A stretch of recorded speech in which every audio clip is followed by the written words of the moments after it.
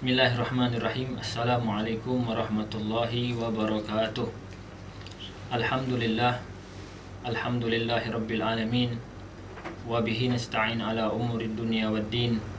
Wassalatu wassalamu ala ashrafil mursalin Sayyidina Muhammadin wa ala alihi wa sahbihi ajma'in. Wa la hawla wa la quwwata illa billahil aliyyil azim. Subhanaka la ilma lana illa ma 'allamtana innaka antal alimul hakim wa tub alaina innaka antat tawwabur rahim. Rabbi israh li sadri wa yassir li amri wa hlul 'uqdatam min lisani yafqahu qawli, amma ba'du. Ma'asyiral mustami'in, pendengar daripada majelis Sultan Agung yang dirahmati Allah Subhanahu wa taala. Pertama-tama marilah kita panjatkan puja beserta syukur kehadirat Allah Subhanahu wa taala yang telah melimpahkan rahmat inayah, yang mudah-mudahan segala amal-amal kita diterima oleh Allah Subhanahu wa taala. Semua hajat-hajat kita dikabulkan oleh Allah Subhanahu wa taala. Semua dosa-dosa kita diampuni oleh Allah Subhanahu wa taala. Amin ya rabbal alamin. Kemudian tak lupa salawat berserta salam senantiasa kita hadiahkan buat junjungan kita Nabi besar Muhammad sallallahu alaihi wa alihi wasallam, yang mudah-mudahan kita dijadikan oleh Allah Subhanahu wa taala sebagai umat-umat yang mencintai Nabi Muhammad dan kelak dikumpulkan bersama Nabi Muhammad mendapatkan syafaat daripada Nabi Muhammad sallallahu alaihi wa alihi wasallam. Ma'asyiral hadirin, jamaah pendengar daripada Majelis Sultan Agung yang dirahmati oleh Allah Subhanahu wa taala.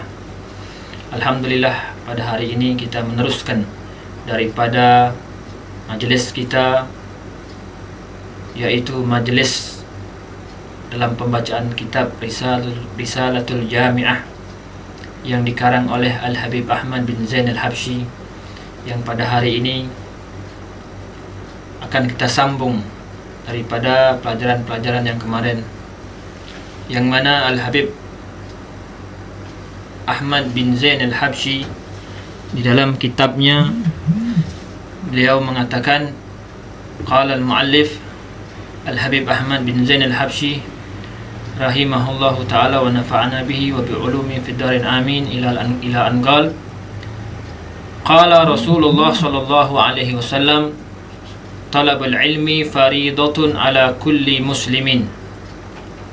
Wa qala sallallahu alaihi wasallam, man salaka tariqan yaltamisu fihi ilman sahalallahu lahu tariqan ilal jannah wa ba'du. Ma'asyiral hadirin, pendengar yang dirahmati oleh Allah Subhanahu wa taala.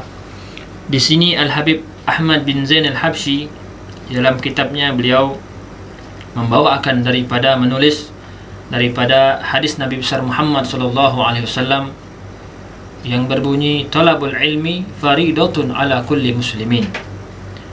Menuntut ilmu adalah hukumnya wajib atas seluruh orang-orang muslimin. Dikatakan dalam syarahnya, ay ala kulli ifrad min afradi muslimin al-mukallafin, rawahu Ibnu Majah. Bahwasanya dikatakan orang muslim yang mukallaf hukumnya wajib menuntut ilmu Allah Subhanahu wa taala. Ilmu di sini ialah ilmu syariat Nabi besar Muhammad sallallahu alaihi wa alihi wasallam, yang mana Allah Subhanahu wa taala telah menurunkan syariatnya melalui Nabi besar Muhammad sallallahu alaihi wasallam. Maka dari itu, seorang yang ingin mendekatkan diri kepada Allah Subhanahu wa taala, maka tak akanlah sampai kedekatan tersebut melainkan apabila seorang hamba tersebut menjalankan kedekatan diri kepada Allah sesuai dengan syariat yang diajarkan oleh baginda Nabi besar Muhammad sallallahu alaihi wasallam.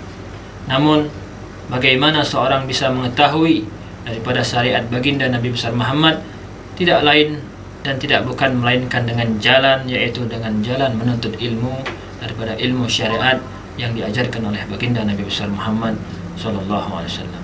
Ma'asyiral hadirin yang dirahmati Allah, kalau kita melihat tentang ilmu syariat, sungguh ilmu syariat ini bukan hanya membahas tentang masalah solat, masalah zakat, masalah puasa, Ramadan, dan naik haji, melainkan ilmu syariat daripada syariat Rasul sallallahu alaihi wasallam, syariat Islam yang dibawa oleh Rasul sallallahu alaihi wasallam, yaitu mencakup atas seluruh aspek kehidupan manusia. Makanya para ulama mengatakan di sebagian kitab,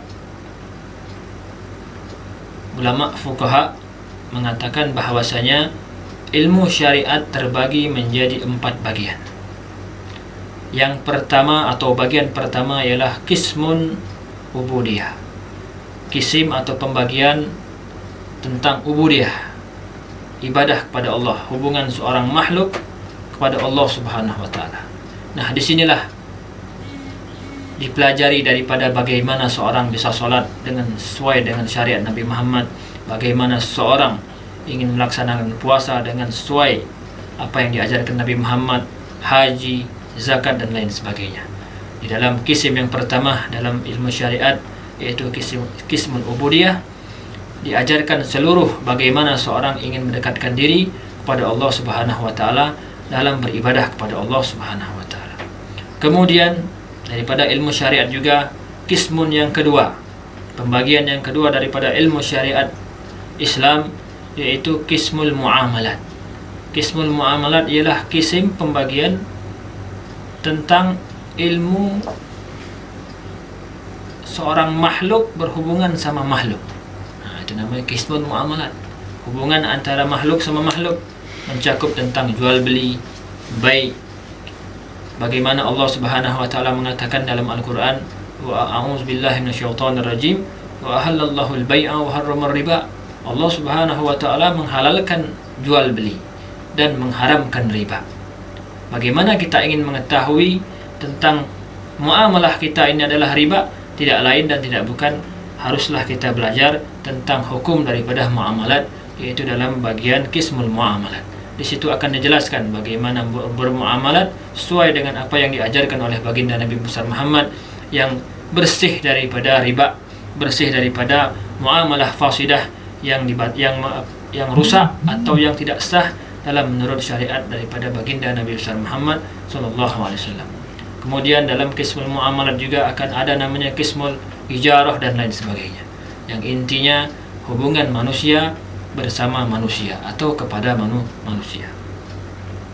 Adapun kismus tsalis, yaitu kismun yang kedua daripada ilmu syariat Nabi besar Muhammad, yaitu tak kala hubungan manusia telah selesai, maka akan timbul lagi nafsu syahwat.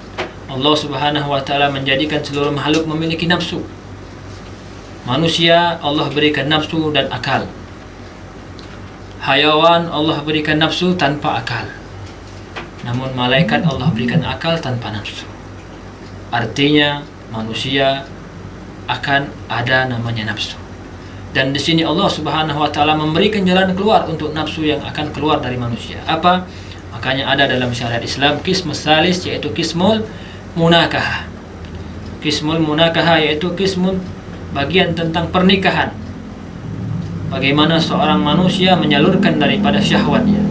Islam memberikan jalan keluar untuk umat-umat muslim, untuk hamba-hamba Allah. Allah Subhanahu wa taala memberikan jalan keluar pada seluruh hamba-hambanya, supaya apa? Supaya bisa menyalurkan daripada syahwatnya dengan jalan yang diridhai oleh Allah Subhanahu wa taala di dalam kismul munakah. Maka dari itu, apabila seorang ingin menikah, maka hendaknya dia harus belajar tentang ilmu munakahah. Bagaimana menikah yang sesuai dengan syariat Islam, bagaimana menikah yang disahkan oleh syariat Islam, bagaimana menikah dalam konteks Islam yang menjadikan keluarga sakinah, mawaddah, warahmah. Apabila seorang tersebut menikah dengan sesuai dengan apa yang diajarkan dalam syariat Islam. Kemudian setelah membahas tentang syahwat, Islam pun membahas tentang apa yang keluar dari syahwat, yaitu masalah jinayah atau masalah daripada hukum pidana.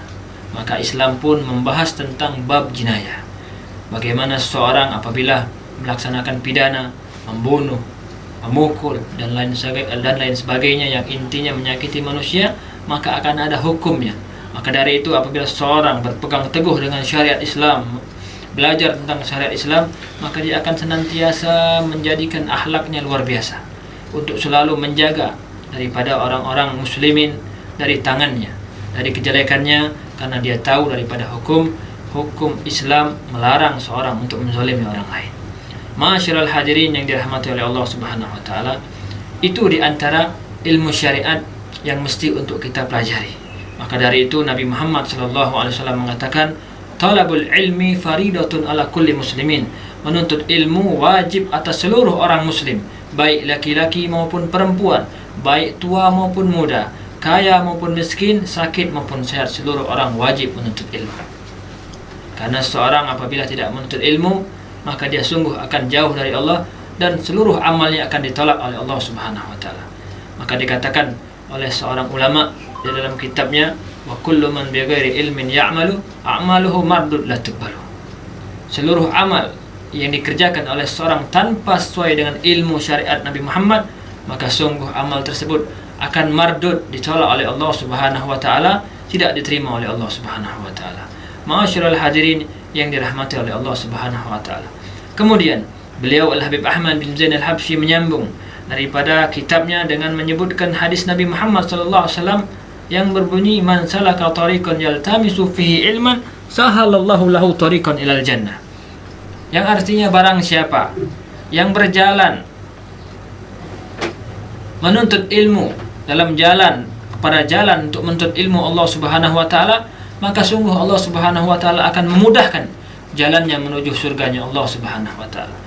Kalimat memudahkan yaitu apa? Apabila di dunia dia akan dimudahkan dalam melaksanakan taat kepada Allah, dalam ibadah kepada Allah, dan apabila di akhirat kelak dia akan dimudahkan jalan menuju surganya Allah Subhanahu wa taala tanpa halangan, tanpa su'ubah, tanpa susah. Mudah-mudahan kita yang hadir, kita yang mendengarkan, dijadikan oleh Allah Subhanahu wa taala orang-orang yang selalu gemar menuntut ilmu dan selalu akan menjalankan hidup-hidup kita sesuai ibadah kita, sesuai dengan apa yang diajarkan oleh baginda Nabi besar Muhammad sallallahu alaihi wasallam.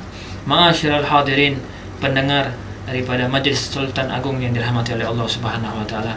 Mungkin pada hari ini hanya inilah yang dapat kami sampaikan. Lebih kurang mohon maaf pada Allah, mohon ampun. Saya akhiri wabillahi taufiq wal hidayah. Wassalamualaikum warahmatullahi wabarakatuh.